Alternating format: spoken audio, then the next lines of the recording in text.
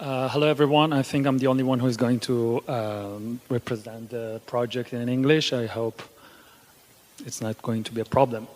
First of all, I want to thank to the team Platform for the organization of this amazing event. For me, it's a great pleasure to be here together with you all for the very first Genova Design Week. I mean, I believe they're creating history, and it's nice to be part of it. The project that I'm going to represent today, it's called Scogliera 84. That's the only Italian part that I'm going to pronounce. Is an apartment located in a residential complex built back in 60s on the cliff of Sori, which has this dramatic landscape. And this is a very rare picture that I could find for the original situation of the building. It's very remarkable not only because of this dramatic landscape, but also for this very high character architecture of the main complex, which is back in 60s has been constructed, but the original Scesa was the project by Architetto Luigi Falconi negli anni 30. So it was like back in 30s, the original base of the project.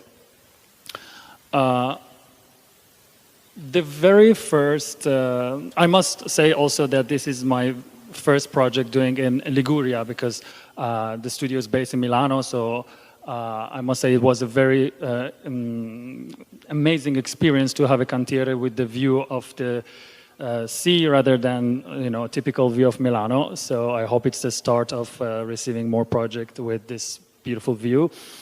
So when I entered the house, the first thing that was very impactful, as you can see, is the view to the sea.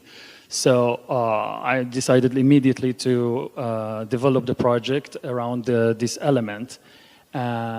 So basically the main idea was to working on the window, because the existing window was, we had a baseboard a little bit higher and it was divided to different pieces, and I really wanted to remove all the distraction between the interior space and the sea to create this gorgeous, let's say, kind of like a picture frame to the sea. But as I mentioned before, the architecture of this complex was very interesting, because on the left side, as you can, I noticed this beautiful brick wall that, of course, it does part of the facade, and I couldn't, of course, touch it, and I was very inspired to design some element that I'm going to show you later, and it helped a lot to also the division of the space for me. The general idea was to keep the palette very neutral and monocolor in order to give all the attention to the view that we have. So as you see in the images, like the main color is a very plain gray beige color, and I just used a little bit of wood to give some contrast and make it a little bit warmer to give the home feeling. One of the challenging, I mean, not really challenging, but since the client wanted to keep 2 bedroom, 2 bathroom, powder room, kitchen, possible island, and having the living area and dining area all, divided. So I came up with the idea to introducing this central element that later I called it like a multifunctional cube. And the idea was like having a box in another box, which helped a lot to divide the layout and gave like different access, and created this 2 corridoio that you could have the access and some kind of distinguishing the night zone and the day zone.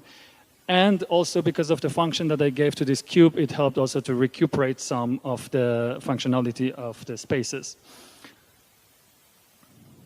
And the material of this cube, at the end, we decided to use wood because the client wanted to give the idea of like being in a nave, like kind of like a yacht. So we said that the only material that could work to keep the idea is wood, but not really dark, not really light, just to give the importance to this main concept of the element. So here I just want to show you the function of this kitchen cube. That on the upper part, it introduced L-shaped kitchen. And from the other side, I have the entrance to the powder room. And from the living room, you just see a very solid, plain cube. And of course, the height of the cube we considered like a little bit lower to keep moving with the idea of the freestanding cube. In the layout, I don't know if you noticed, we had like these pillars in the middle of the living room. So with this solution, I also could wrap up the pillar and make it a little bit more invisible.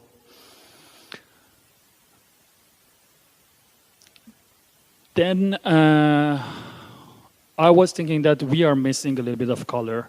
And of course, the only color that could work was the blue, which is more connected to the sea.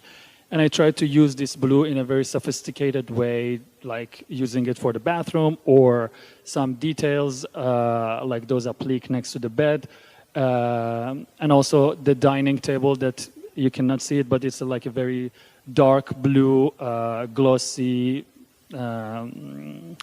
let's say, made-to-measure dining table. So the touch of color is very, not very powerful, but yet you can, when you go in the house, you can feel that there is also thoughts of bringing a little bit of color in the house. Also because the space was very small, most of the elements that we used are made to measure. For example, the bed, the dining table, it has been designed based on the space that we had. I don't know if it goes back. Like the stools, and the other thing that I forgot to mention, if you look at the first picture on the left side, you see the door of the shoe rack that I kind of used the same pattern of this original brick wall to give some more curved elements into the house. The same I use also for the island and the stools. At the end, if I want to wrap up and finish the presentation, I would say that this project was quite challenging in terms of like being the first project in the new landscape for me. And it was very interesting because I could technically think in a different way to create a dialogue between interior space and the nature. Thank you very much for the attention. Thank you.